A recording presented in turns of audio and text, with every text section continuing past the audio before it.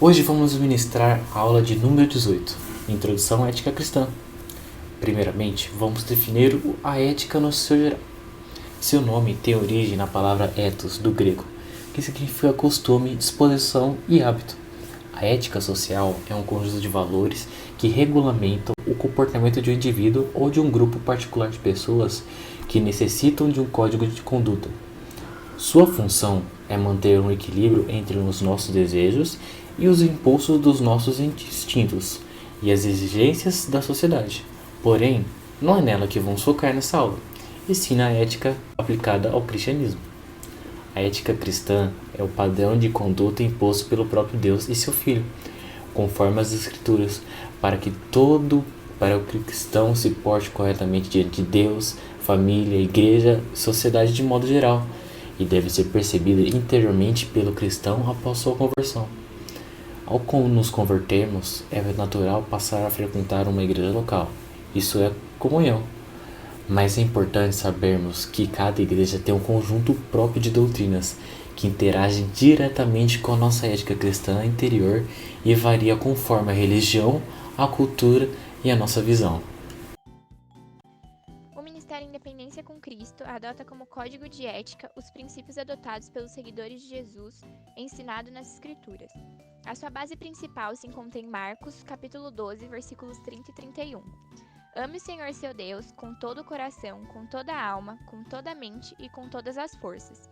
E o segundo mais importante é este: ame os outros como você ama você mesmo.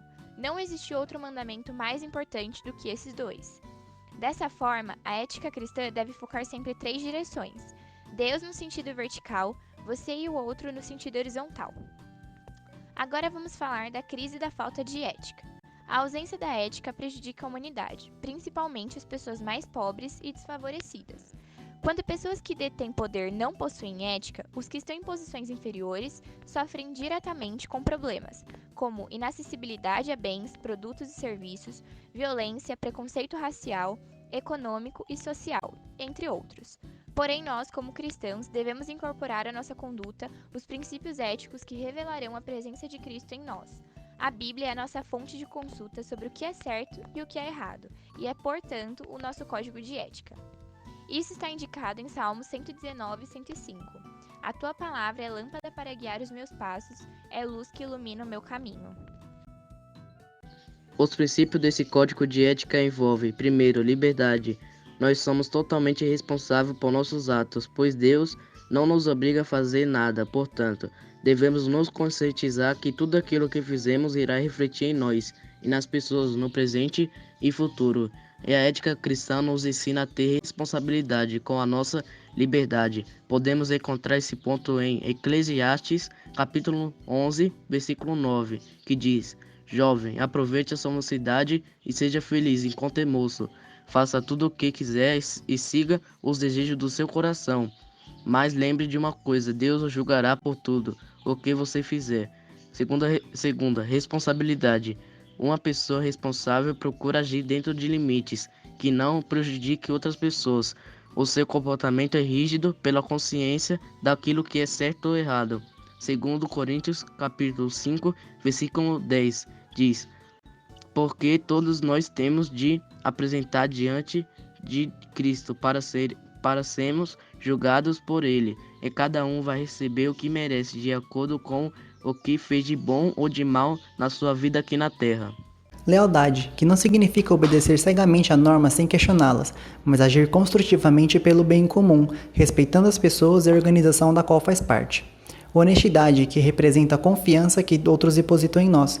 O Código Civil Brasileiro diz que a honestidade é um princípio que não admite relatividade, tolerância ou interpretações circunstanciais. Em Provérbios capítulo 17, versículo 17, lemos que o amigo ama sempre e na desgraça ele se torna um irmão. Mas afinal, quais são os objetivos da ética cristã?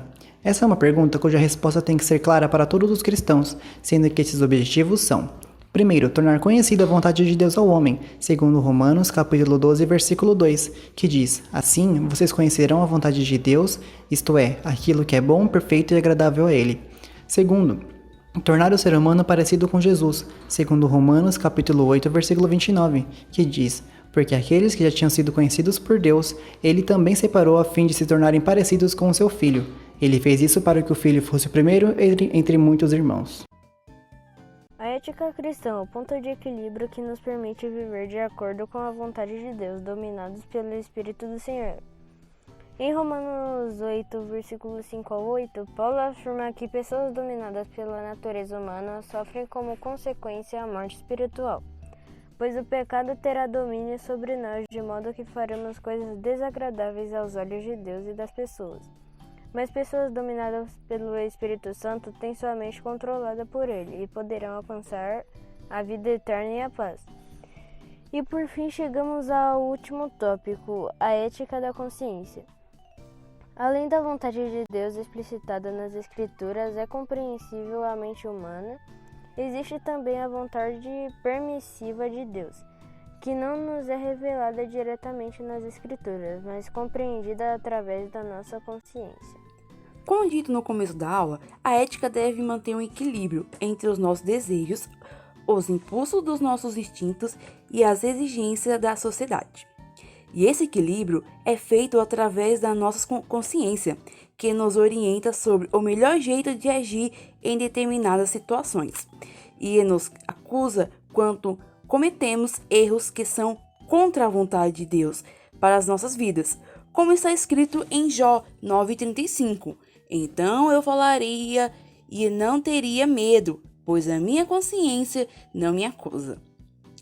Quando seguimos as condutas apontadas pela Bíblia, nossa consciência fica limpa e nos agradamos a Deus, conforme lá em 2 Coríntios 1:12.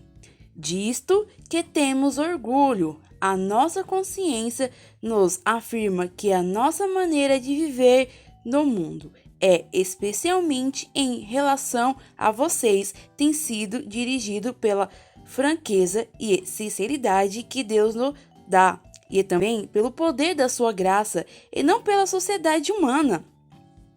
Então, essa foi a nossa aula 18, feita pelos filhos de Gade. Muito obrigado e Deus nos abençoe.